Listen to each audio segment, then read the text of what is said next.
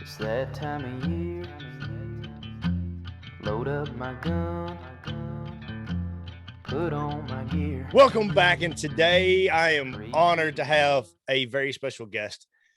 While playing college baseball, his college career was interrupted with a deployment to Iraq, where he served with the United States Army. Now, after completing his service with the Army, he went back, finished his academic and his athletic career, and even went into master's classes. And that's where he realized his love for storytelling through a camera. And I can really relate with that. I love the camera, but this guy has done many great things out of the love of his country, the passion for storytelling, and the dedication to his military brothers. From all that combination has spawned many projects where he helps veterans and their families. He's been featured with his work, and it's seen around the globe, including the Sundance Film Festival. He's been honored with awards, but more than that, he is a great man who is truly tougher than life, who has done tough things and has helped others overcome the tough things in life. He's a founder of the Veteran Project, the Caregiver Project, and the Veterans Project podcast. And over the past 6 years, my guest today, Tim, has traveled the world capturing the legacies of his fellow veterans and their families. It is my pleasure to welcome you onto the show, man. How are you doing, brother? Hey, man. Thank you so much for having me on, brother. I really appreciate it. It's an honor and a privilege. We met at Winter Strong, and I was like, oh, this guy's magnanimous, man. He's vibrant. Yeah. Well, hey, I like that. I'll take that as a compliment. That's for sure. Yeah, it is a compliment. For sure, yeah, I appreciate it. Well, man, hey, let's start off with what's going on good in your world right now, man. I know you have a lot of things going on, but just what's something good?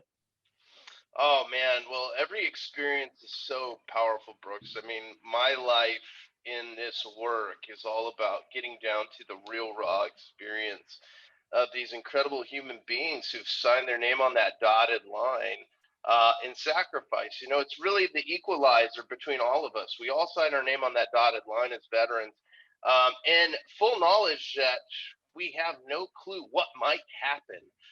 And that is extremely powerful. So we've been out in Wyoming, Idaho, Montana, hanging out, particularly in Montana, right around Bozeman and Manhattan, with some friends of ours from Heroes and Horses, Micah Fink, Navy SEAL, Chris Bova, who is the program manager, was Recon Marine for 12 years. And so these guys are hardcore dudes that are just doing things right. They're pushing this 41-day program. It's absolutely incredible. They take veterans out. Guys are getting off of black tar heroin, opiates, just getting out of rehab centers where the job was not done properly. So much in life nowadays tells people to just relax, just chill out, just give in to that adversity and find a way to escape from that. But they are truly about leaning into that adversity, reversing the programming, because the military programs you to be one way. It programs you to kill. It programs you to defend. It programs you. It strips you down of all the knowledge that you had in your previous life and builds you back up in a way that they can program you to go be a better, more efficient killer. I mean, that's what you're doing at the highest level, and especially when you're operating at a level like Micah was operating. So Micah talks about deprogramming the mind. And in the deprogramming of the mind, it's about leaning into your adversity and not taking on your past experiences as your identity, but truly learning who you are through the adversity, getting down to the base model and the foundation of who you are. And so they take these guys on 41-day pack trips on horseback, newly trained Mustangs. Their first group of Mustangs they got was off a used car lot in Canada. I mean, horses that have been heavily abused, mistreated. And so these veterans have, in a lot of ways, these horses are a reflecting pool for these veterans. And so they take them on these 41-day trips, and they have something like a 99% success rate with these guys. They hire them out to outfitters after these 41-day trips. Outfitters hire them on, and then those internships usually turn into jobs. And usually these guys end up owning companies of their own. So, and they come back to volunteer for the program. So it's all about leaning into your adversity through that program. Heroes and Horses is one that I'm super passionate about. I love those guys. And getting to photograph some of these experiences, riding in the Gallatin Mountains at 10,000 feet and photographing the experience that these guys are going through is just absolutely impeccable. And that's really what the Veterans Project is all about. It's all black and white photos, but the journey is really the powerful part of this, is showcasing these lives and legacies, and showing what these guys have been through, and their loss of purpose, right, when they exit the military, and then they refine that purpose. And not all do, obviously. Some get lost along the way. One of my squad leader, he killed himself when we got back, and but I had told this story, and I was so struck by the fact that if we hadn't told this story, what would have happened to that legacy? We wouldn't have known about it. And that's why it's important that we tell these stories. For sure, you're doing it with your podcast. You're telling stories. We tell stories in our own unique way, and it's just a powerful experience, man. So to answer your question long form, it was a wonderful time. We had a good time. My president got to come out, Blake, and we just killed it. It was great. Yeah, I mean, that's awesome because, like you said, especially the military, we see that, but even in everyday life, you have a job change. In the past year and a half, how many people have changed jobs or lost a job or had to move or do whatever because of the tough things that life threw at us. And like you said, I mean, in the military, you're trained to be the guy that's running when you hear a shot. You're running to it when your natural instinct in life is survive and run away. And then you get out and you don't have that drive. And so many, like you said, I see it every day of people just, man, let's just take this easy road. They want to take that lazy river and just like get on the float and go around the lazy river and get a suntan when really you want to go out there and face the rapids and go after the rapids and do all that. So like, that's what you're going to go after. That's what you want. And I think that the big thing that we have to do is go after the hard stuff. And that's really what, being a hard charging dude, that's what you're doing right now. And you're getting those guys where I think it's awesome. You're just getting them, instead of take the easy road, you're getting them out there and you're giving them a purpose and a mission. Yeah. I mean, how can you not be transformed when you're meeting a man like Alfred Hawes, who was in a 3-day march leading up to 1,181 days of being tortured. 3-day march, which came to be known as the Baton Death March. I sat with him in his nursing home as he was dying. He was 101 years old. 3 days of this march to Camp McDonald, the Japanese drove the American GIs over with trucks. They dragged them behind the trucks. They shot them in the back of the head. They left them to starve. They pulled their fingernails off the beds of their fingers, poured boiling water down their throats, just treated them like absolute, I'd say animals, but you don't treat animals that way. And then they would bring Filipino women, pregnant Filipino women, into the middle of the formations, and they would rip the fetuses from their bellies in front of these American soldiers to show them, if we'll do this to them, the locals, what do you think we'll do to you? So a young Alfred Hawes, 21 years old, and I'm telling his story in the sleepy farming town of Logan, New Mexico, on the eastern half, on the eastern plains of New Mexico. And this man, 21 years old, is being sent on a forced march, having no idea, thinking that the next day will for sure be his last. And his brother is with him on this march, Claude Hawes. His brother is with him. 2 weeks into the camp, first of all, on the march, Japanese officer sticks a revolver in his stomach and pulls the trigger 3 times. Russian roulette. The gun doesn't go off. Alfred's life is saved. There were 2 rounds in it. He pulled the 3, and luckily it circled around, didn't hit the round. He lived. The Japanese officer laughed while Alfred almost passed out. Then gets them to the camp. 2 weeks into this camp, Claude gives up his will to live. Alfred's brother, he dies. He starves to death. He dies in Alfred's arms. Alfred said, I did everything I could for Claude. He was my brother. But at the end, he gave up. He gave up. And he gave up his will to live. And he said he chose to give in and lean into the adversity. How many of us would do that? Most of us would give in. But Alfred said, I had to fight for every other day. I knew that I wanted an opportunity. So Claude died in his arms, and Alfred was forced to bury Claude's body with 75 other American GIs in one hole. And the Japanese laughed the whole time. They prodded him with bamboo rods while he was burying his own brother. Then that was just the beginning. 1,181 days, so 3.5 years of being tortured every day. Alfred's brothers were in camp. His brother-in-laws were in the camp.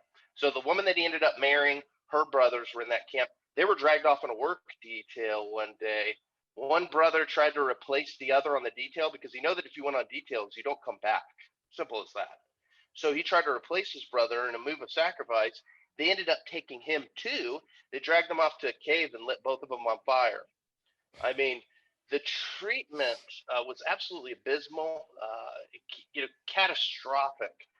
And then the bomb over Nagasaki goes off when Alfred's there in the camp. Of course, they're forced to still work because their raid sirens going off doesn't mean you stop working. And imagine this, you're an American GI and you are building the Japanese war machine. So how much does that do to your psychology? You know you're building the machine that's going to go off and kill your brothers in other parts of the world. So Alfred gets blown back by this catastrophic wave of nuclear air, shock wave. And he still remembered the colors. He said, I was laying in the trench 15 feet deep and I saw purple, green, yellow passing over in waves. He sees this moving over him and he breaks his arm in 26 places. He uses his own belt as a tourniquet. They didn't have tourniquets back then, but he fashioned his own type of tourniquet to keep his bleeding down. He almost bled to death. They didn't give him aid until 9 hours later. And when they did give him aid, all it was having him bite down on a bit so they could saw his arm off at the shoulder. Wow. So then Alfred comes back to America. He's 94 pounds. His mom passes out at the door in Temple, Texas when she sees him because he was so emaciated that she couldn't even fathom that was her son. She passes out after bawling. And then he goes on to do what? To become a one-armed wildland firefighter. I mean, you can't make that up, Brooks. You can't. If I made this up, I mean, I might be, you never know. But if you read the story online and you see Alfred's pictures, you realize this is the best script that Hollywood could ever write. This is better than any. I read the story of Unbroken, which is an incredible story about Louis Zamperini. This story beats that in my mind. So when you hear that story, you go, man, we really missed out on a great script here. But the only thing that was out there about this guy was a quarter page in a now defunct Amarillo newspaper. And it didn't even name the march that he was on. All it says was he was tortured. Wow. You missed the point. That's why your newspaper's out of business. Man. But when you see that, Brooks, how do you live your daily life knowing a story like that and seeing the struggle? And when I'm out on the road, I might have to sleep in my car or something on the side of the road. And I'm going, oh, man, I don't have a hotel tonight. Well, boo-hoo. That's not real adversity. I've seen the adversity, and not to take away from anyone else's experiences, but when you have that experience right in front of you, how do you not live your life to the fullest knowing a man like that was there so you could be in that room with that Thor shirt on, with that Sornex hat on, rocking it out from behind the mic with that beautiful American flag that those men formed that blood wall for? That's incredible. That's the adversity that I live for. Dude, I've got chills right now just because of things like that. And I mean, I've got, you met Thor, my son, and like he just turned 6 and my little girl is 4.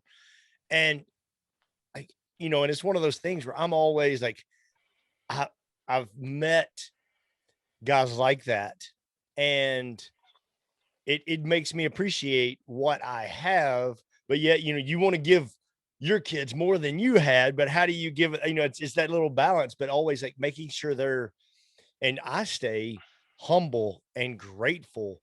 I open my eyes in the morning and I was like, the good Lord gave me another day.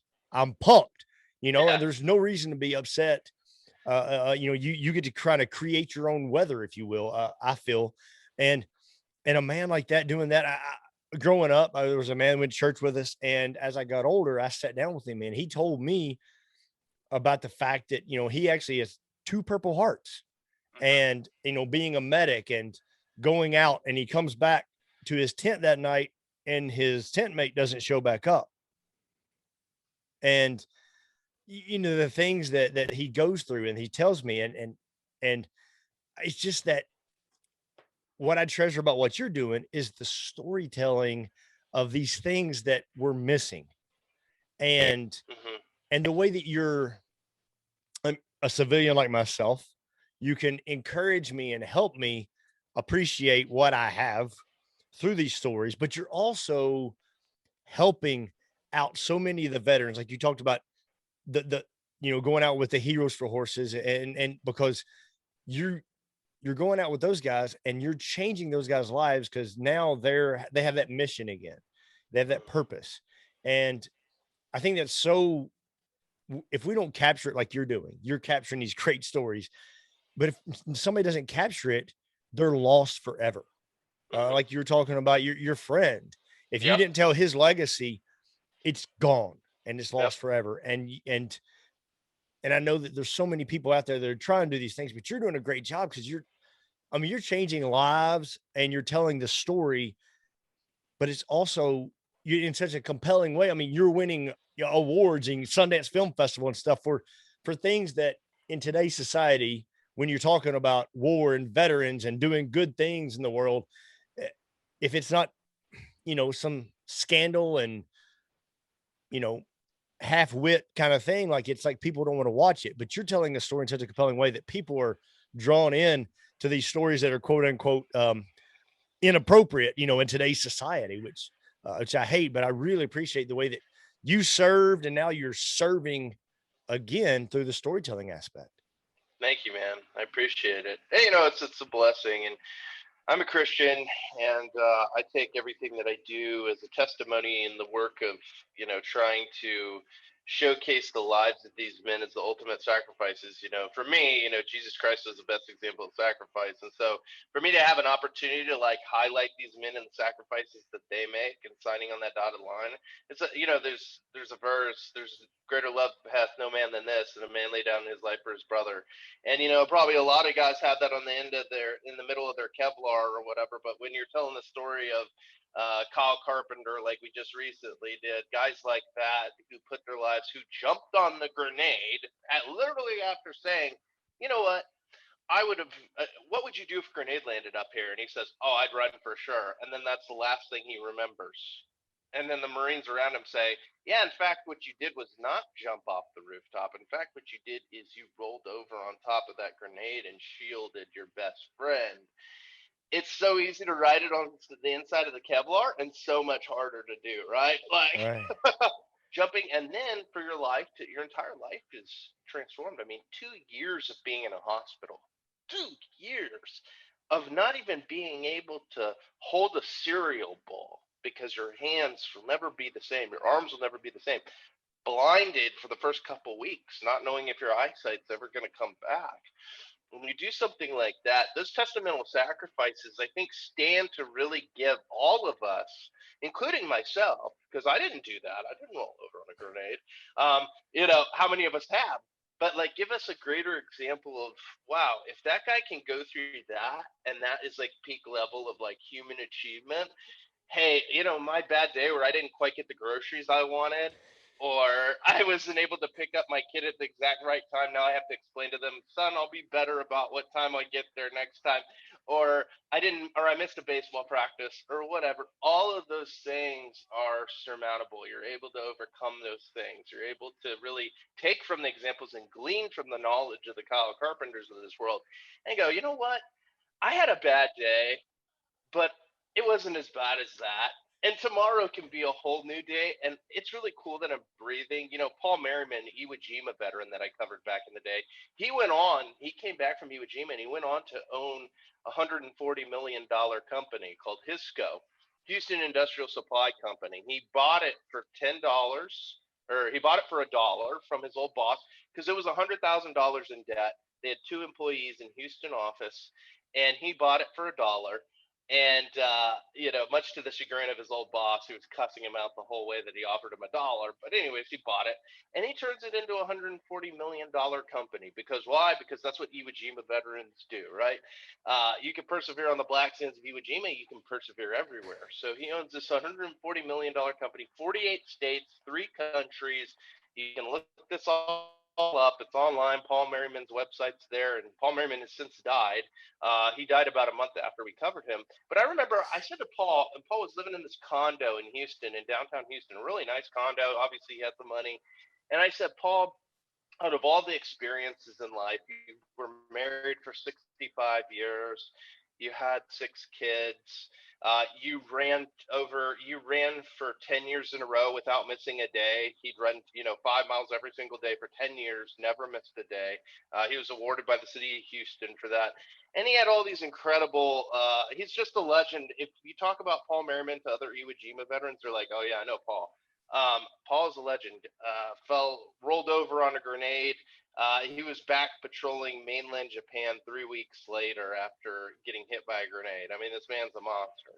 So does all this, starts a new company, really showcases what purpose looks like. He comes back, and you know what? I said, Paul, what was the best thing that you learned through all this?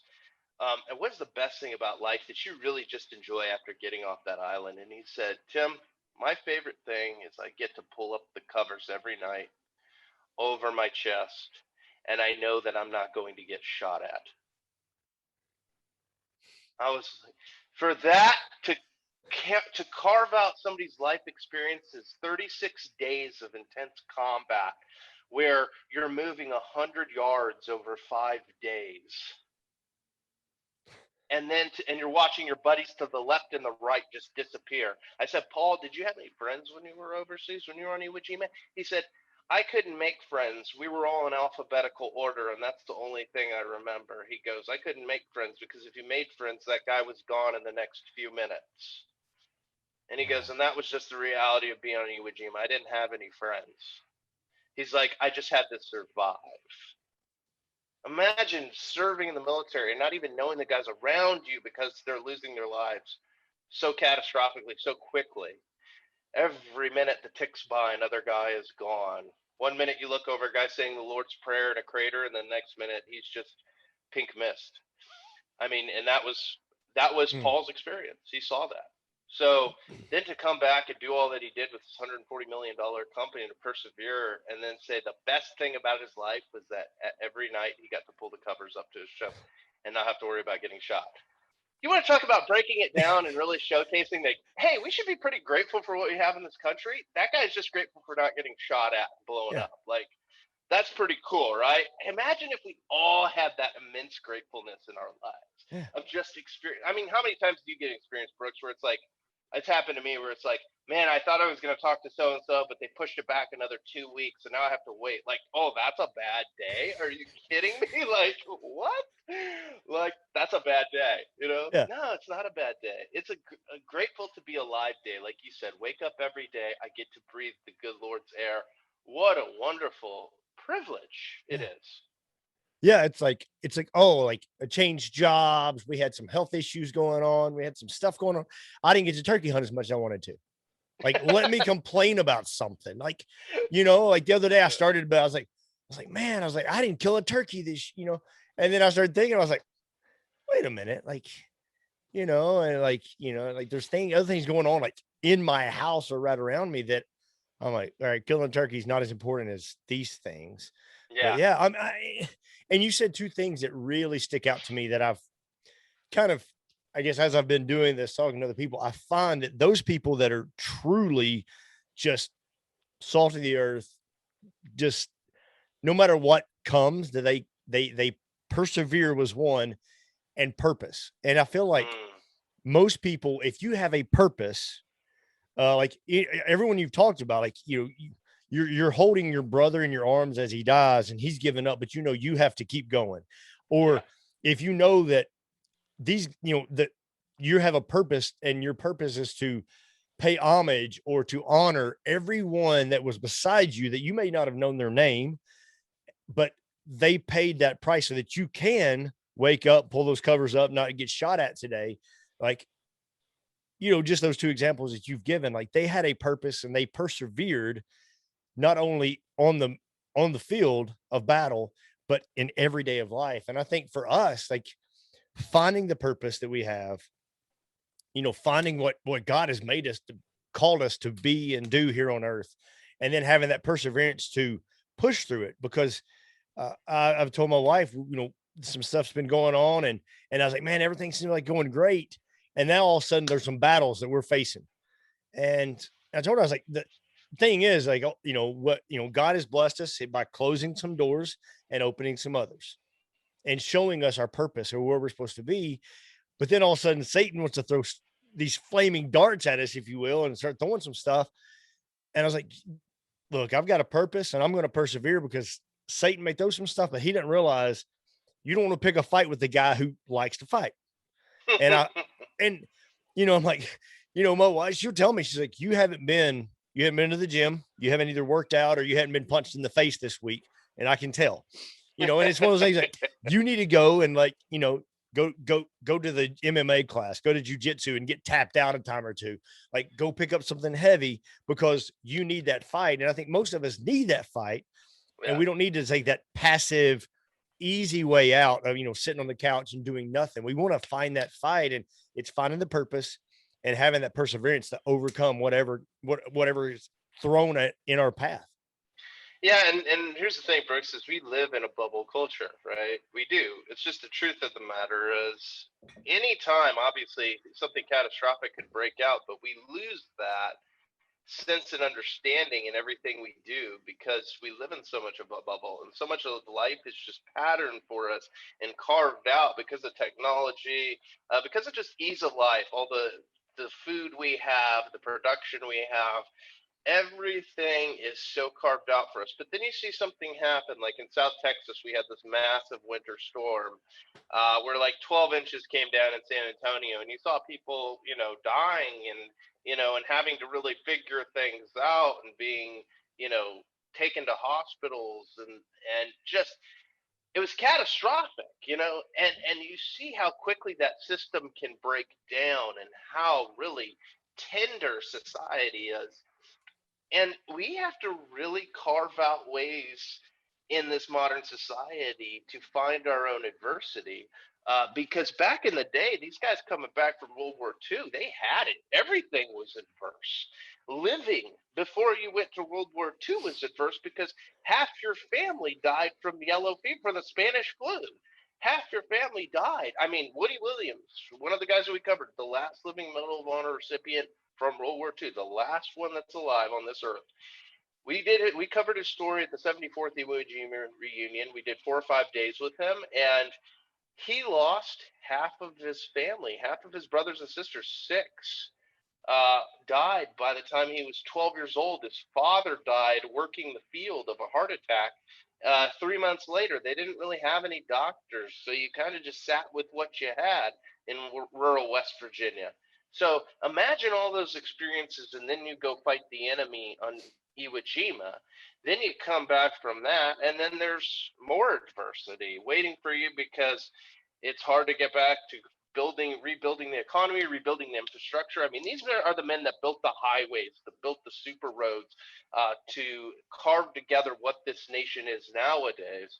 So when you look at those examples of what they went through, it's like nowadays you have to find those adversities. You have to go to the jiu-jitsu gym. You have to go to the MMA, to the cage, and fight it out. You have to.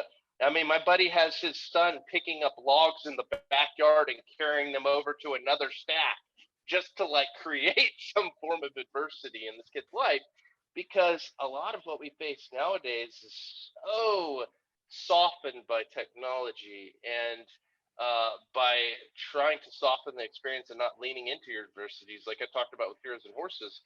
But what you really find is a softer person, is a person that's not able to cope when the going gets tough. And that is, I think, why we have a lot of problems nowadays, why there's so much just, trash talking on social media, because it's really that culture that's never been punched in the mouth. I've been punched in the mouth quite a few times. I've won more fights than I've lost, but I've certainly lost fights, being an infantry company. And, I'll tell you that one of the best things that ever happened to me was getting punched in the mouth and just being told to stop smarting off. My dad did it for me growing up, of the old belt, and showcasing his own strength to me and teaching me what it was to be a man, not in an abusive way, but in a strong-handed, incredible mentorship way.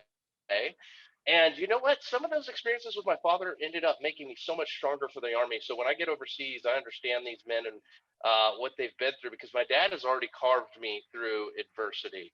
My dad has already formed me through this method of discipline and love. So I don't have all these easy experiences. Some of my cohorts around me, I mean, they're doing stuff for the first time where they're getting yelled at, and they're like, I don't even know what it's like to get yelled at, and I'm like, I've been yelled at my whole life. Like the beautiful adversity of leaning into that. So now I'm 17 years old and I'm basic training in 2005, the heart of the surge in Iraq, one of the most violent years in Iraq, and I'm in basic training at 17, and I don't know how to say no to a drill sergeant, because all I was ever told was to listen to authority and do what I was told. And so basic training was easy for me in that way, because I knew that there was no other option to becoming a soldier. It was to let them break me down and reprogram me into what they wanted me to be. And that's truly so valuable in this life. It's also being able to take from shared experiences and not just going, you know what, I'm going to live my life this one way and see things this one way and just head down this one track. And I just want to be comfortable instead of going out and having other experiences. I didn't want to join the military, but it's what I did because I knew that I had to pay for college.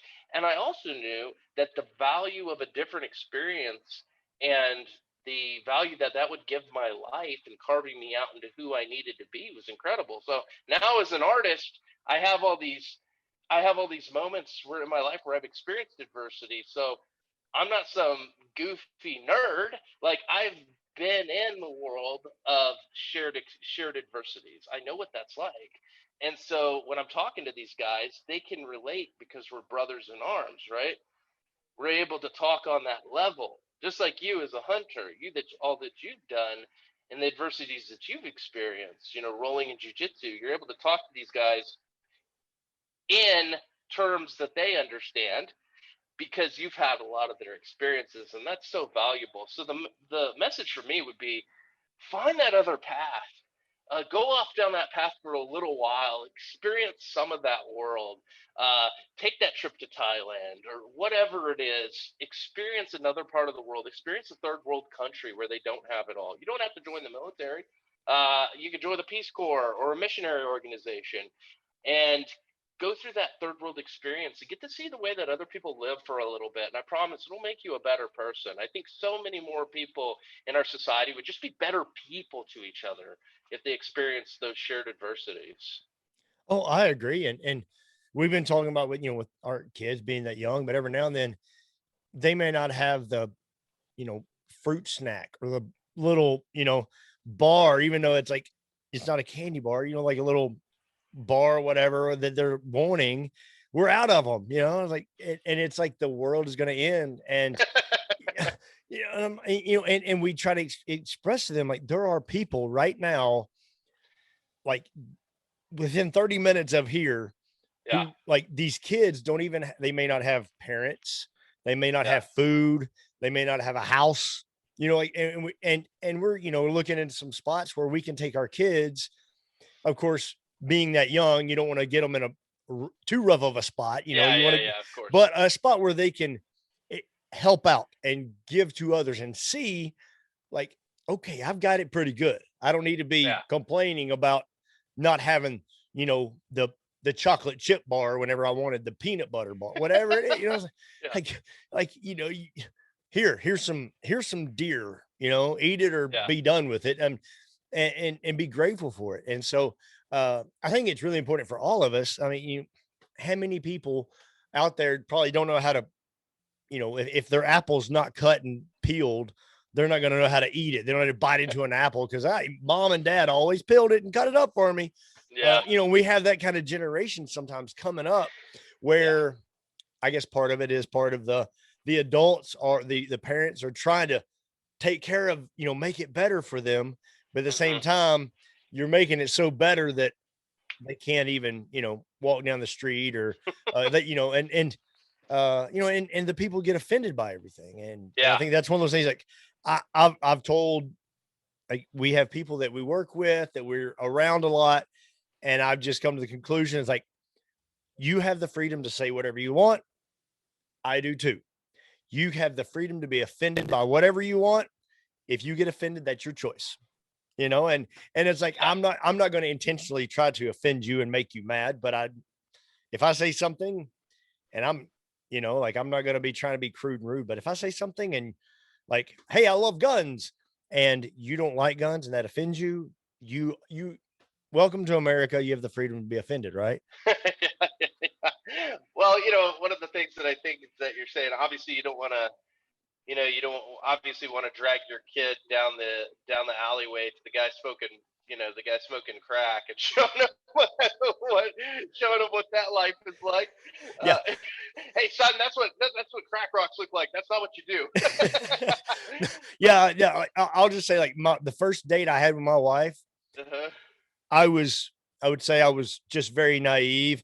We went downtown Memphis and like on a Tuesday. I've been, it's a trip. Oh, I mean, and we're walking down there and I'm like, like I'm just so just country. Like, you can walk down the street at 4 a.m. and it's okay. And we're just walking around and I'm not thinking about it. And it's like 11:30 midnight, walking by a park bench. And this dude pops up, like, asking for food or money. And I'm not ready to fight. It's like, like, you're supposed to be asleep. What are you? And so I'm not going to do that to my kids. That's for sure. Like, we're not going to take a trip to, downtown any big city. That's, but we do take a trip. Like, hey, we'll take a trip down to the, grandparents' farm where there's no Wi-Fi. Yeah. There's no Wi-Fi. Oh, crisis. There's no Wi-Fi. Like, what are we going to do? Well, we can go fishing. We go play in the creek. We will run through the woods. Go squish our toes in the mud. Go catch lightning bugs. That's the kind of thing that we needed to be doing instead of worried about how good's our Wi-Fi signal. Yeah, that's the thing, is you don't have to take them down to Shelby Forest or a place like that, Memphis, to like get that experience. Like, you can now the cool thing is like, as you get older, like, I've worked in some soup kitchens and I've worked in some areas that were struggling as I've gotten older, for sure, because situational awareness, learning my surroundings, obviously I know how to maintain that bubble. And guess what? Life's not safe, right? It's just not. It's not safe to live. It's really not. The crazy thing is, like, the great equalizer is we all die. Like, that's wild, and but life is not safe. But we try to create this false sense of security and this false sense of bubble, when all reality, man, freedom is super dangerous. I don't think people understand that all the time. Is they want to create this kind of, not to get into politics or anything, but this utopian bubble, which is a wonderful thought, my man. It's a wonderful thought. But the crazy thing is that you understand, as a Christian and living in a world of sin, is that freedom is very dangerous. Man has a very hard time keeping up those freedoms, and it takes a massive amount of work and goodwill to your fellow man in order to maintain those freedoms. You're not living individualistically when you maintain freedoms. You have to look out for the whole greater good. So much so that we raise these young kids to be warriors. We raise them in such a way to where we create adversities, we create situations for them, because one day they might be the very thin line, that thin red line that protects everything we have. And I would not want that for your kids in any way, Brooks. I don't want that for them, but I've been there on that line, and I'm sure my dad didn't want it for me when I was young. I mean, he was like, join the Air Force, son. Why are you joining the Army? Like, it's 2005. That's dumb. But you know what, man, through that experience and getting to come back and stepping in the boot prints of so many who didn't come back, that just made me so much of a better person. And you know what? The great equalizer, like I said, is death. We all die. So if I die as a young warrior in combat, I lived my greatest life, and you shouldn't be sad for me. You should celebrate me as my friends are celebrated in my memory. Those men are celebrated. They went out in the peak of existence as young titans on the battlefield. But so many times we try to soften these life experiences and create this more, and somebody the other day was talking to me, and I was talking about some of my experiences, and they said, well, oh, that's so alpha of you or whatever. And I said, bro, and they said, well, what are you laughing about? And I said, well, I find it funny that a dude who's like hardest thing was running far is saying that I like, because he was cross country. Like the hardest thing you had to do is like run far, and like you're talking to me about alpha, and he goes, well, I don't respect your experiences overseas at all, dude, and I don't care that when you went and fought for me. And I said, bro, it doesn't matter to me that you don't care. I didn't go over for that. I just think it's funny that you're telling me what's alpha when the hardest thing you have had to do is run far. like that's the world we create, is where we talk this way to other people, and yet we don't have those experiences. My dad told me that if you talk to a guy about something you didn't know, whether it's cowboying or ranching or whatever, guess what? And you don't know about those experiences, you deserve to get punched in the mouth. And so, that's the world that I grew up in. It's very individualistic, disciplinarian model where, yes, you are carving out your own destiny, but you're also looking out for those people around you, and you're ensuring that the greater good is reached through this communal model, right? Because America is a great experiment. Never before has more religions, more cultures, more identities been mixed into one great melting pot. But also with that, there's a lot of danger, because there are nefarious people out there, nefarious ideas out there. Ideas are the most dangerous thing. Nefarious ideas out there that would see us usurped as the greatest power this world has ever seen. And so it's up to the good guys. It's up to you, Brooks. It's up to the Bert Sorens, the Kyle Carpenters, the Woody Williams, the Alfred Hawes, to uphold that freedom and that blood wall by leaning into their adversity, not running away from it. Because guess what? The bad guys, they don't run from that adversity. They go straight into it, and they create chaos. And when they create chaos, who's going to be the sheepdog? Who's going to be the guy who stands up at the restaurant and isn't afraid to take the shot, or the shopping mall, or the downtown square? Who's going to be that guy? If there's not that guy, then guess what? A lot of people are going to get killed, and your democracy suffers. And then the talk begins again about taking away those weapons and securing all of society, because that happens, right? That always works out super well. Super well. Communist China. Hey, I lived in China. I lived in a remote area of China. Yeah, right. So I worked with the Olympic Committee. I was there training. Cool. I was there training their Olympic teams, beach volleyball, taekwondo, baseball, ping pong, table tennis, track and field. Worked with a lot of different of their athletes. Yeah. And it was wild being there, because even the remote area where they had all the athletes, stationed in this remote area, about 10 years previous, right? No, I saw one firearm, and that was loosely and carelessly slung over a guy's shoulder.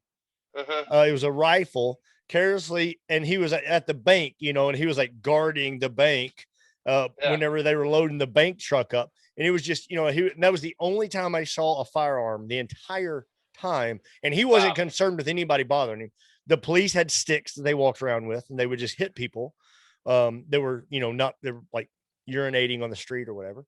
And, but we were there, and about 10 years previous, they said they had a lot of people, and where we were, there's a lot of cultures. So you had Mongolian, you had Chinese, you had people that were of Muslim, of Buddhist, different kind of, a lot of different religions, a lot of different backgrounds. And they had these big bazaars, and they said they would have people doing drive-by stabbings. So they would come through like a car truckload of people with swords and knives, run through this bazaar like that was just, just a bunch of tents set up selling stuff. They would run through just slicing and stabbing everybody they could, and then and on the other side, they would hop in a car and drive away. It's like, nope, there's no firearms, yet they were doing a lot of destructive things. And, because they were in and it's one of those, I was like, that's just it. When people talk about the whole firearm thing, I'm like, man, just you don't have to, like, well, they don't understand the nature of sin, my man. They don't understand the nature that, they don't understand the nature of sin, that everyone is, I believe this as a Christian, and I know that not everyone shares my beliefs, and that's fine. But I believe that everyone is born a sinner, and so therefore we are innately born bad.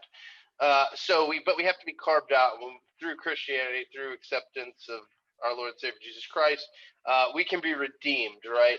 And so knowing that I am still a sinner, even as a Christian, my base morals in my heart wants to do bad things, because that's lust, that's greed. It's so much easier to do those things, Brooks. It is. You really have to lean into adversity to be a good person, right?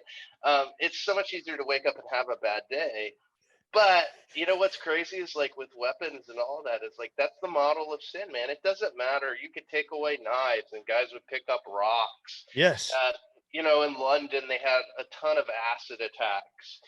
Guys throwing acid into people's faces and disfiguring them. Dude, I'd rather get shot than have acid thrown in my face all day. I can promise that. Yeah. So no matter what, man, we'll always find a way to kill.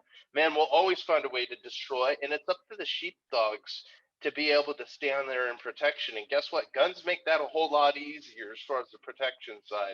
I know that we're living in a time where we see a lot of attacks and we see a lot of people doing nefarious things, but crime is overall down far more than it's ever been down, which is wild. I find that crazy. Statistics show and data shows that mankind is killing each other less, especially in this part of the world. And so, yes, there will always be danger, but you don't remove that danger by removing weapons. You remove that danger by teaching people, by education, by showing people, by good parenting, right? Or by positive mentorship in these circles where people's only option is not to join the gang or to sell drugs on the corner. There are other options out there. Unfortunately, we are living in a country where no matter how bad you have it, and I know there are some people that have it very bad, you still always have at least a 1% chance to break the cycle. So why not take it? Why not take the job at McDonald's so you can work up the chain to doing something else? Nowadays, we got so many people that want to be superstars. And guess what? Being a movie star or being a rapper or being an athlete, that's 0.1% of humanity, man. It's not that great. You can reach for that goal all you want, but there always needs to be a backup plan, and there always needs to be an identity outside of that, right? Because you can still be a good person and not be those things. You could still have a very successful life, create your own personal wealth in this country through other means. I mean, there are people that have designed jobs nowadays that didn't even exist back then. I mean, look at like YouTubers. Like, what is that? And these people are making $42 million a year or something to be on YouTube. Or there's so many things in the digital age that you can do to carve out your own destiny. Options that people didn't have even 60, 70 years ago. Our World War II brethren, they didn't have that opportunity. They had to go back to the factory. They had to go back to the assembly line. Some of them started their own companies and did extremely well. But guess what? Starting a company without a digital age is much harder than starting it with. So, man, how much opportunity do we have off of the backs of men like Alfred Hawes, Paul Merriman, Woody Williams, men like that? So now that we live in a digital age, we have a chance to carve out these freedoms. But you don't take away, you can't kill all danger. You just can't. Situational awareness is key. And I understand why people fear guns. I get it, man. They are scary in a lot of ways. But really what scares me is the user, right? Because when I go to the range and I'm having to teach somebody on a weapon system or something like that, or back in the day, those are some of the scariest times of my Yeah. life. My dad would always tell me, the end of a weapon, there's a laser that points around the world. Anything that laser touches, you killed. And that's how you handle a firearm. Yeah. So I'm always been extremely safe with them, but a lot of people don't get taught that. I mean, I had guys in the army that flagged me all the time, and I would be like, I'm supposed to be kicking down doors with you in a few months? Yeah, that sounds like a bad idea. Yeah. We're gonna have to train you up from being a bullet catcher to an actual soldier, you know, like so for me, like learning these systems and leaning into your training is really what makes out and carves a better person. And that all came off the tangent of talking about weapons, but it's truly the issue of sin in man's heart and the fact that men are relying too much upon a dark place. Really, you need to find that light. And I believe that's one way. But obviously, there are still other ways that you could go out and just be an independently good person in this society. And I hope we try to do that more. I hope more people lean into their adversity. I hope other people step aside and help that lady with their groceries, you know, pull open doors, pull back chairs. You could start small, man. You could start small, and we can really carve out society in that way. And if there were more people doing that, man, this world would be a better place. I live in the best country on the planet, and I still do, no matter who's president, no matter who's in control. I mean, I am a big fan of the United States of America, and I'm very happy for what we have. And even now, I'm so feel so blessed in this society. I did 18,000 miles over the last 6 months traveling, telling stories. And in another world, in another country, Brooks, I couldn't do this. I couldn't do what I'm doing right now. That's crazy, bro. I'm We so couldn't do grateful. this in another No, country. we couldn't do this. We couldn't. We wouldn't have the opportunity. It'd be like, oh, wait, you're expressing your minds? Turn the feed off. You know, like, yeah, like that's crazy. We have a wonderful place of applied freedoms, and guess what? No matter what it is, if it's a purple-haired girl named X, and she wants to say she's binary, non-binary, or whatever, and there's a guy over here, a country bumpkin from Arkansas, who's only voted Republican his whole life and loves guns, God, and freedom.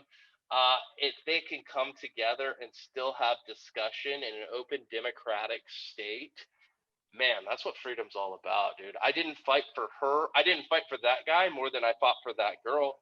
I fought for everybody to be able to share and express their ideas, even if I don't agree with them.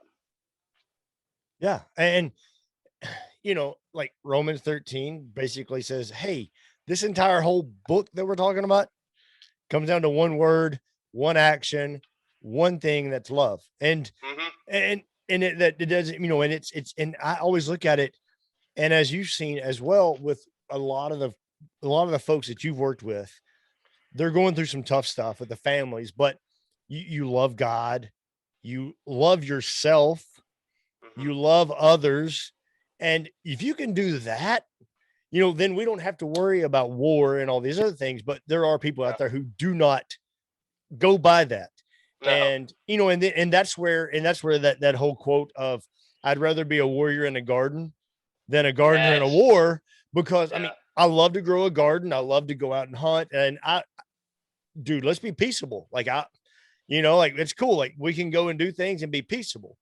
But at the same time, if somebody comes towards my family that's not looking peaceable and they don't want peace, I need to be ready to make sure and bring the non-peaceable me to them and get me between me and my family and those that, you know, I always tell, I was like, I love God, you know, love myself, love my family, and love others.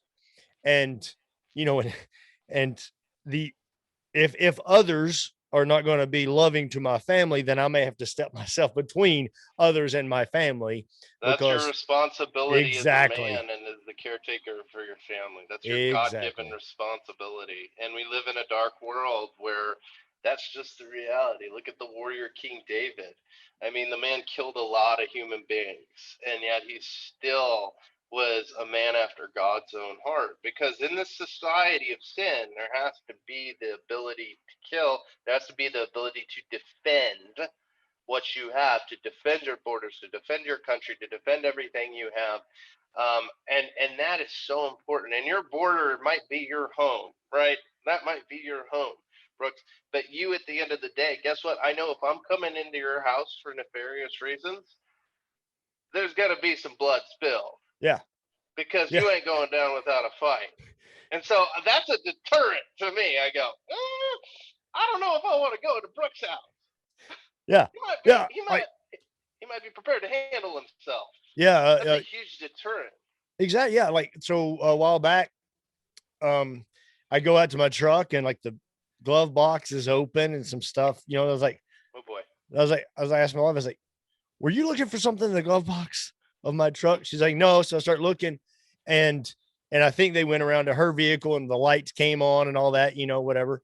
And so I just called my insurance dude and I was like, hey, is there anything I need to do? Like, at least like let everybody know that there's people scrounging around here, like let the authorities know so that if they can keep an eye out.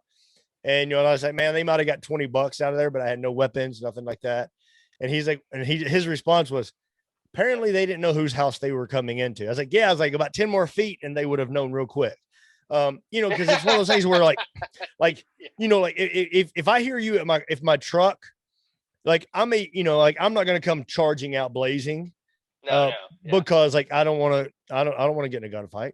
But if you come to my door, it's a whole different level, and I think that's what we have to know is, it's that whole awareness of, okay, I'm aware here, but now like you get closer, you start looking fishy. I'm going to get a little over. Yeah. But, and I think that's one of the things that, as like you said, we, the freedom that we have today is all because of the great people that have come before us. And just, we're losing some of that history. And I love the way that you're preserving history. That's what you're doing with all you're doing. Cause you're telling these stories. And we talk about, like, you talk about being Insta famous, all this other stuff, like people making $42 million on YouTube, but there are guys that you're telling the story of, like there's an article that's like 2 paragraphs long of a man who did amazing things and overcame so much in his life. Yeah.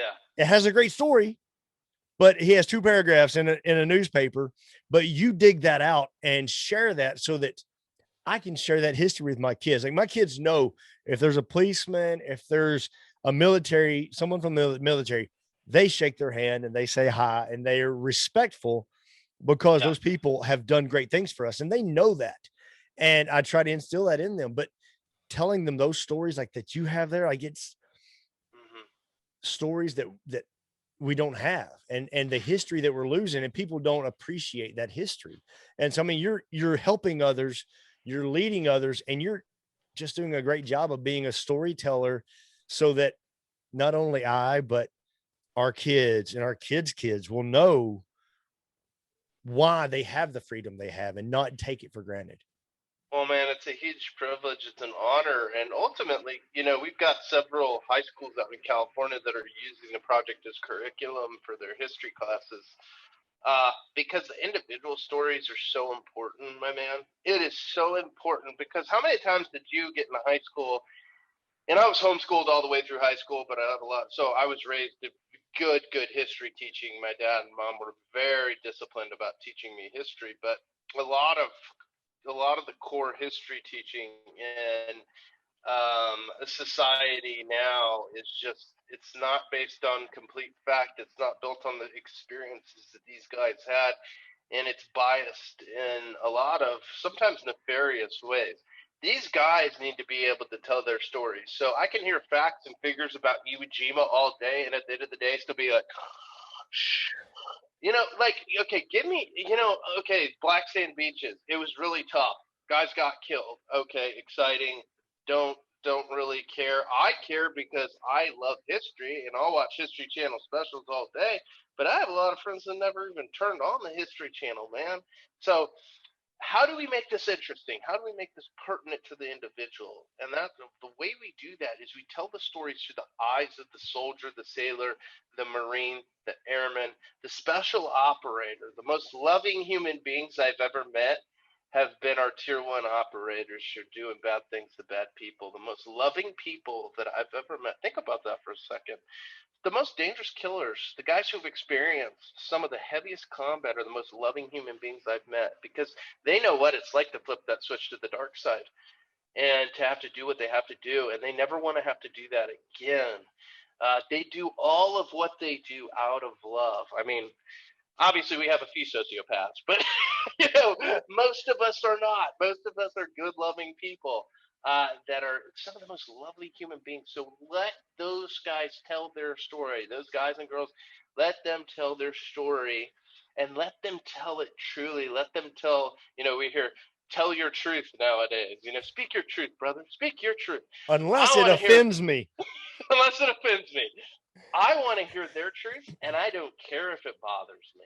I don't care if it gets into the dark, the grit, the edge of life, because I want to hear it from that person. And if we truly respect each other, we don't say, hey, man, tell me your story. Oh, wait. I don't like where that's going.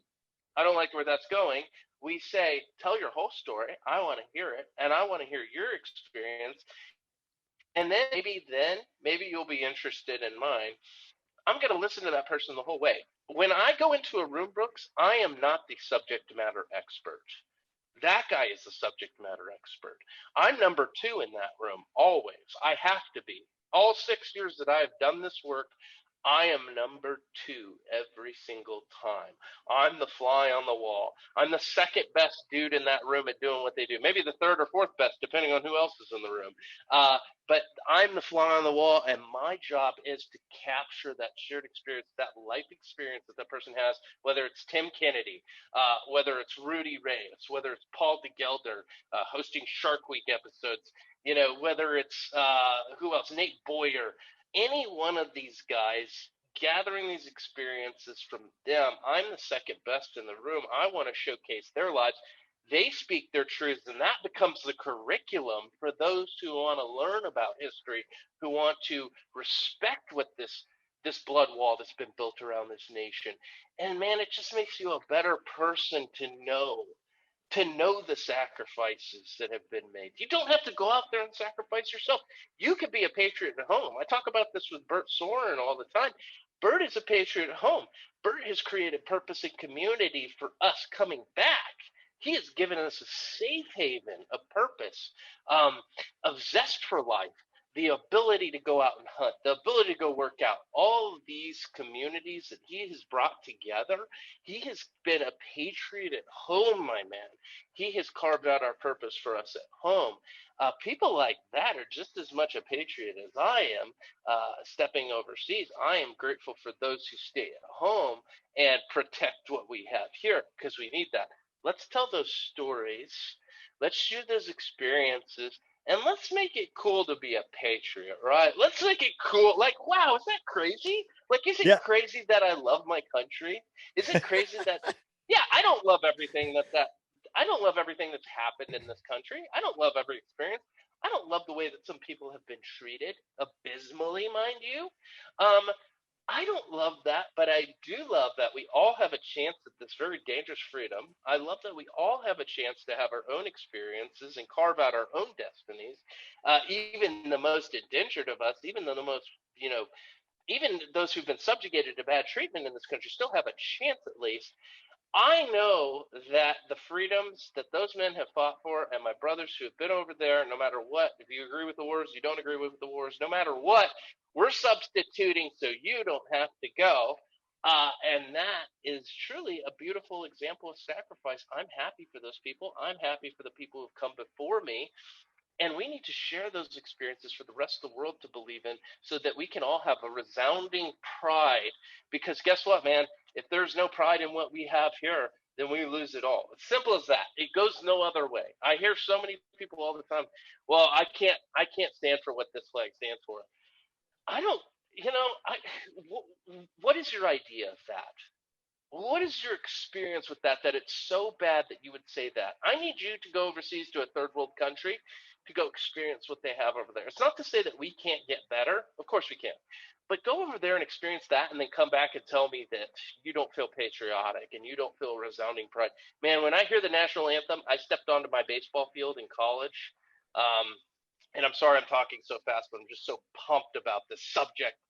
Step on that line, brother. I get back to college baseball after having been in a combat unit for 10 months overseas. And I come back as the closer on my baseball team. And I remember we all step on that line, the third base line, and the flag is out in center field and it's flying in the breeze south of Dallas. It's flapping in the breeze. And I'm thinking about the 10 months of crap that I've just dealt with. Some of our brothers not returning home, never knowing what it was be like to hug their families, to kiss their wives, and that loss of the ultimate freedom, which is life. Of course, there would be a new freedom in eternity, but they were there on that line and they fought so hard on that thin red line and they did not get to come back. And they did not get to have my experiences. And I step on that line and I smell that green grass, just cut green grass, and I smell the chalk from the line, and I smell the dirt, and I smell the pine tar, and the national anthem plays, brother, and I could not contain myself. I was a mess. I stepped off the line and I was sobbing. And one of my brothers, who was my center fielder, Dustin Jett, a lovely brother of mine, he never fought overseas, another Christian brother, but he has so much respect. And he talked to me when I was in some dark places in Iraq. We would talk on the phone and he would talk to me about baseball and how the team was doing, and all that, and just give me a moment of relief in a really hard place. And he put his arms around me and he squeezed some more tears out of me. And he said, man, I can't imagine what that feels like, brother. And he was crying himself. He knew what that fabric on that flagpole meant to me. He knew what that flapping in the breeze meant to me. It meant lives lost. It meant men stepping overseas at 18, 19 years old and giving up every single thing. It meant me believing in a young black kid from Memphis who's growing up in the hood, who has barely a chance, but a little bit of a chance. It means me believing in that dude working in the coal mine in West Virginia who is wrapped around a Walmart 3 times when the welfare checks come in. Who's trying to break out of that. It means all of that. It means the rich guy sitting up in his penthouse in New York City, who doesn't even appreciate the freedoms he has, who's probably going to say something disrespectful to my brothers about going overseas. We fought for all of that. We fight for all of that. And I don't care if you respect the wars. That doesn't mean anything to me. Heck, sometimes I question the reasoning of why we're over there. But there's somebody that stepped over there for you, so you didn't have to be there. The people that I've met in this community are not only the most diverse, but they're the most sacrificial human beings I've ever met in my life. And so when I stepped off that baseball line, that third base line, and I think, my God, I get to play a game. I get to play a game at 20 years old. I get to play a game after being a team leader in a hard-charging infantry unit with former Marines under me sometimes in this Army unit. And I'm telling these guys, making decisions every day, not knowing what comes next. And then 10 months after that, and some of the guys not all coming back, not all returning. And then I'm looking at this green field, this brown dirt, and I get to step on a mound and play a game and enjoy that. Wow, bro. Wow. What an incredible measure of success. We talk about success all the time in life. Well, how are you successful? Paul Merriman determined success to be laying in a bed and pulling the sheets up over his chest. After he owns a $140 million company, he determined success to be not getting shot at. Wow. Man, how can you not be inspired by these individuals? Yeah. And you mentioned, like you said, playing a game, and I did the same thing. I played baseball through college and oh, brother, we're college baseball brothers. Yes. I didn't even know. Yes. Where'd you play?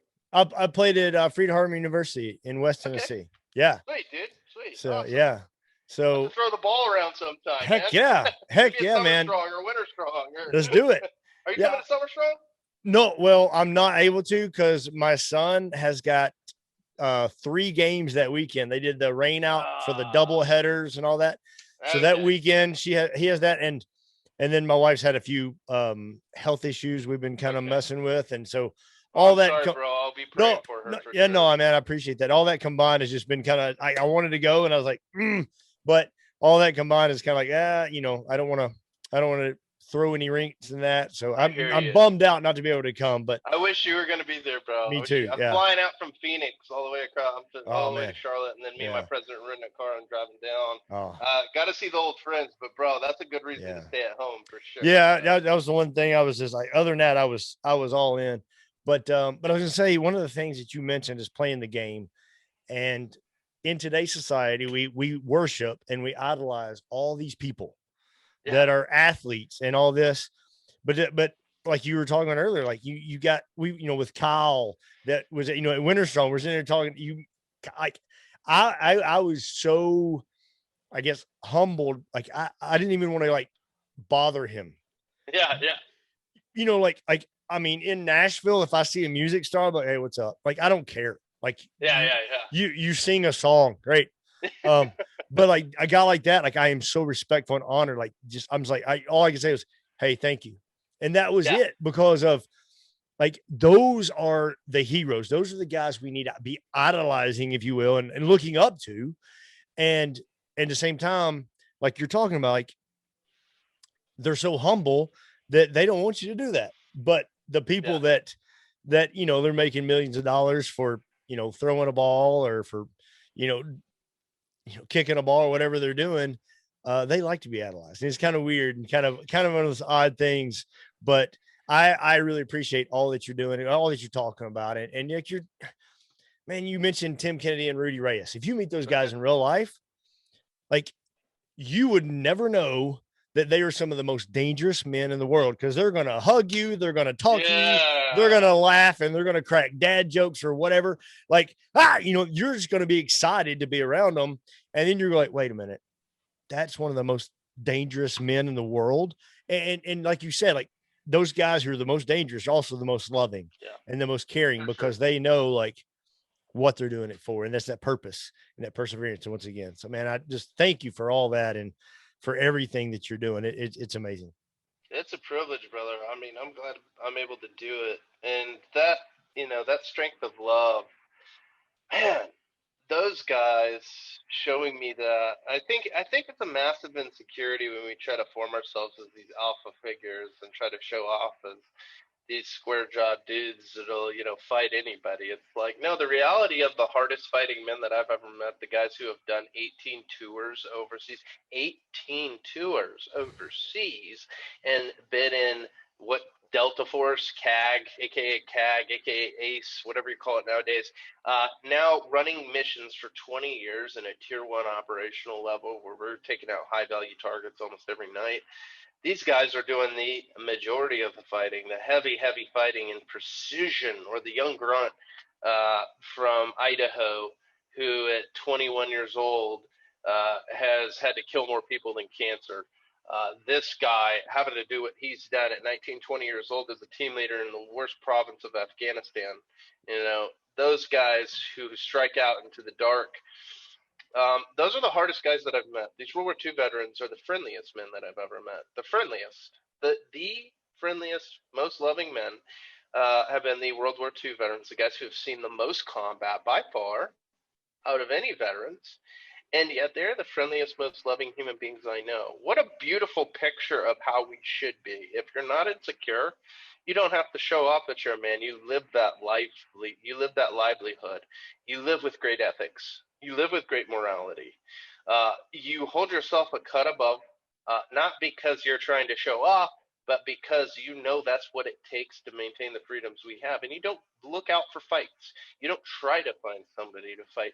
You try to live your life in a way that represents that flag that's on your sleeve.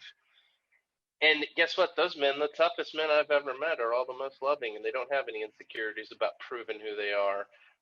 They might have gotten in a few bar fights after for making smart comments or whatever, but they're not doing for it somebody else that made a smart comment. Yeah, or somebody, usually that. But they're not trying to prove who they are. They don't need to prove that. They've already proved that. And so, I think it's wonderful to be around this community because it is so humble. It is so diverse, and it's built upon the backs of some great, great men who don't have to prove who they are all the time. They don't have to jockey for position. They just showcase who they are by living the lives that they've signed their name on that dotted line for, right? That service doesn't end after you get home from combat.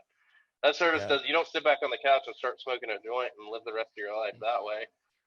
That's what leads to a lot of the suicides that I see, and a lot of these guys coming back, accepting their disability, and then sitting back on the couch. No, you owe it to your nation to keep fighting. You go over there, you don't get to come back and get to relax. It's not time for that. You still have service. You signed on the dotted line so you could serve your country. When you come back, you carry that over to every other moment in your life. You do everything with that. When I sleep in the back of my car in 100-degree heat in West Texas, and I don't have a hotel to stop at because I only want to go 4 hours. Back in the day, didn't even have enough money in the bank account to stop at a hotel because I was forming a financial pattern or model around this project. I slept in my car. I ate ramen. I did all those things. And guess what? I was extremely grateful to be able to do that.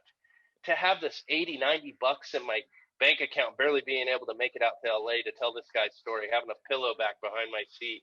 My buddy Nate Boyer, first time he met me, he started tearing up as he hugged me. He said, dude, I knew that your purity and your purpose was there because I saw that pillow behind your seat.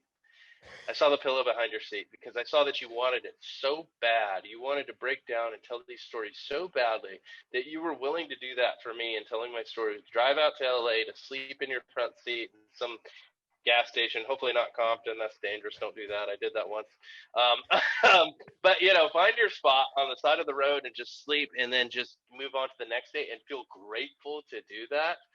That lifestyle that I lived in the past of being in an infantry company has carved me out and allowed me to be tough enough to get into those spaces. But man, what a privilege it is to be able to do that. What a privilege it is to have the chance to tell the story.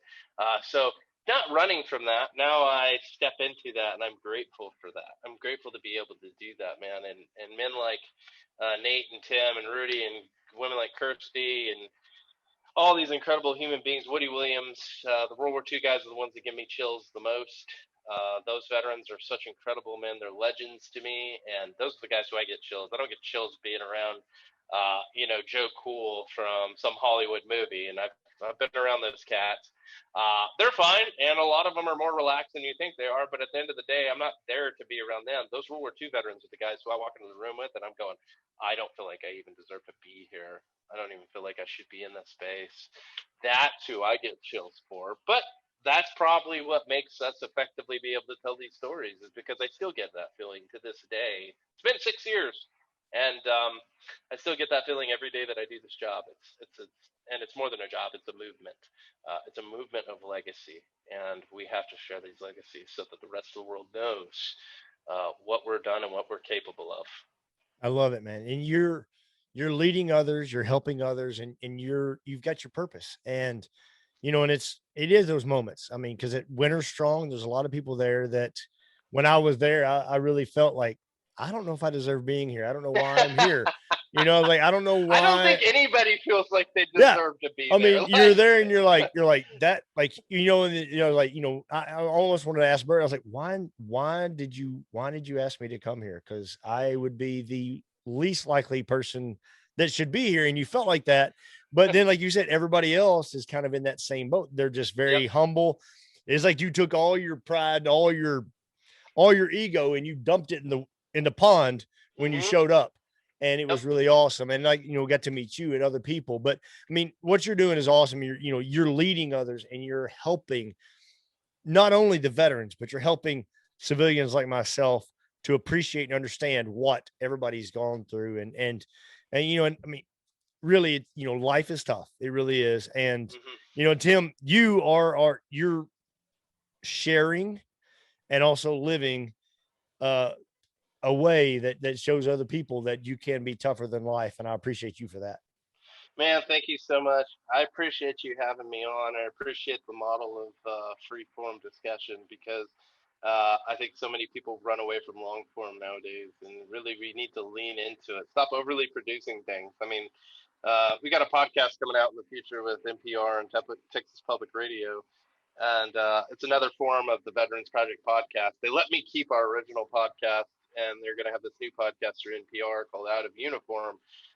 And it's very produced, and I love that model, but I also love the model of discussion, long form discussion, just two bros just having it out.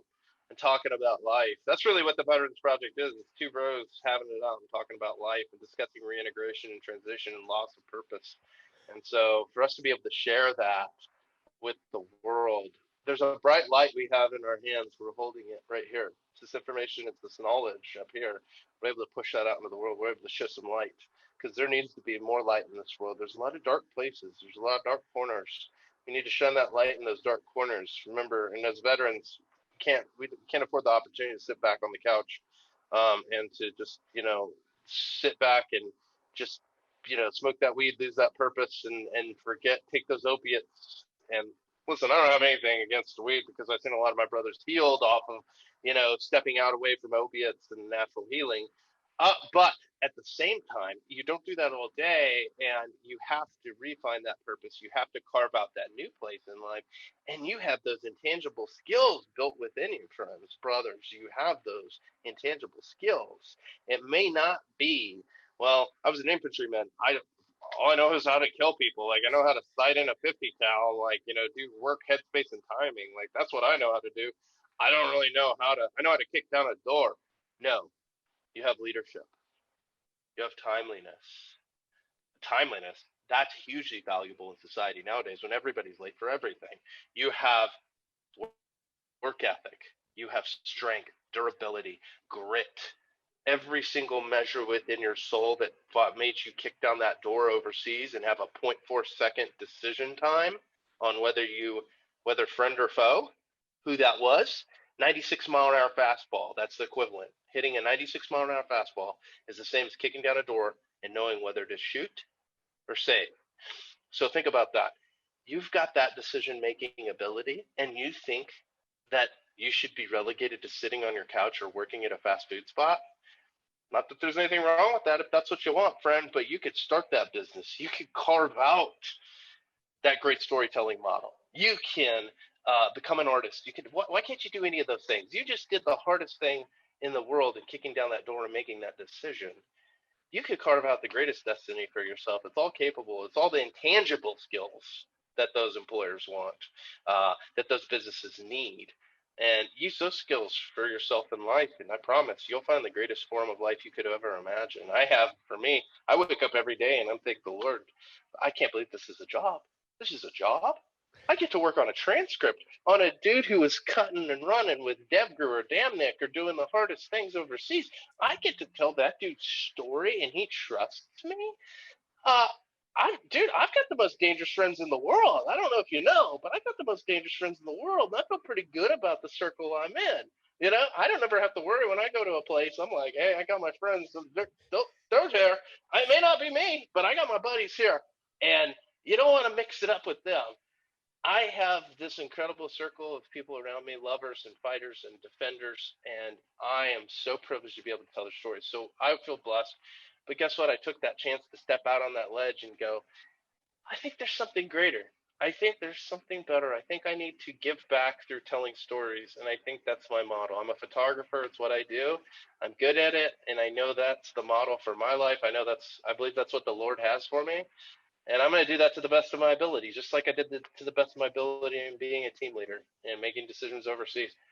And just like I did it as a closer. If one pitch is off, if I'm not throwing that strike and I throw a ball, one pitch is off as a closer, guess what? That game's over and my whole team's blaming me for that loss. I know what that's like. And you're stepping out onto that edge every time. Life is dangerous. Freedom is dangerous. But my ability to be able to do that has brought off the backs of other men who've stepped before me and whose last boot prints were overseas. Oh, and they never got to come back and they never got to experience this again. I owe it to them to live the best life possible that I can.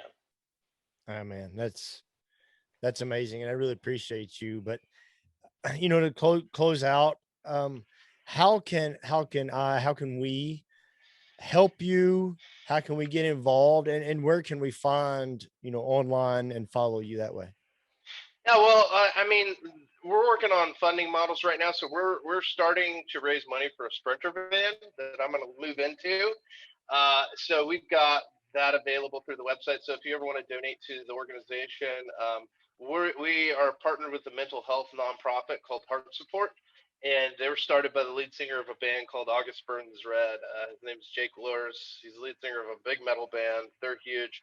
They started a lot of stuff in Band's Warped Tour, helping kids who are coming out of rehab, who are coming off of drugs and alcohol addictions and suicidal ideations.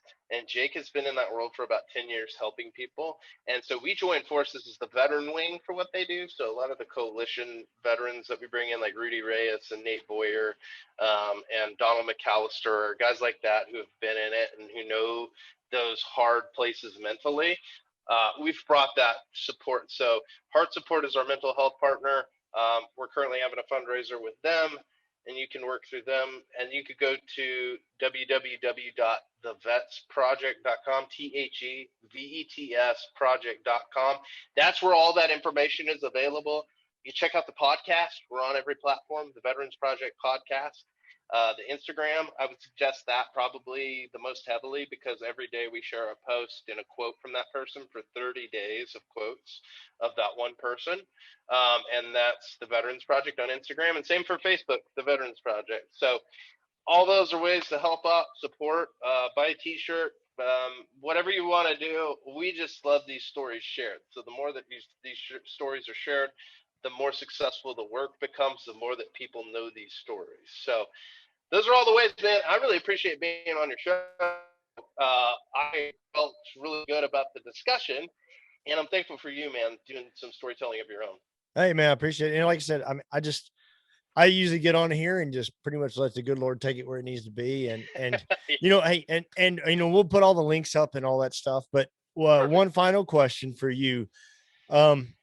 Like you said, life is tough and you got to be tougher than life, but life is an adventure and it's what you make of it. So you have a dream adventure or a dream hunt, and you can go anywhere you want.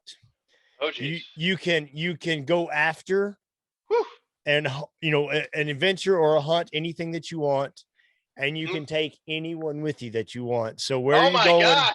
Where are you going? What are you going after? And who is going with you? No limits. It's wide open. Ooh, that's a tough one, man. I'm going back to, I'll tell you what, bro, this is my dream, and I hope this happens one day. I would go to, oh, geez. Can the person be gone? They can. No? Okay. There's no limits. Okay. At all. This is, hey, man, we can do the hunt in heaven as far as I'm concerned. Okay. I love that.